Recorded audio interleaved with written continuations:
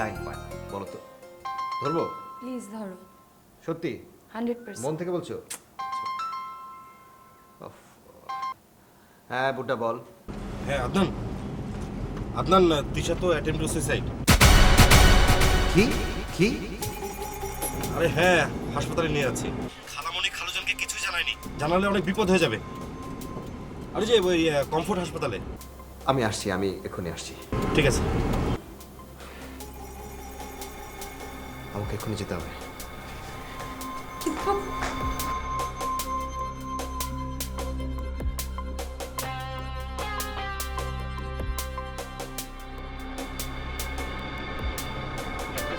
বাহ, এবার কেবল জোরে গাড়ি চালতে।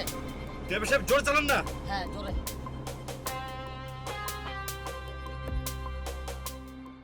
বিয়ে তো শেষ, অনেক রাত হয়ে গেছে, সবাই এখন ঘুমাতে যা। আরে এই কয়দিন তো তোদের কারো চোখে কোনো ঘুম ছিল না।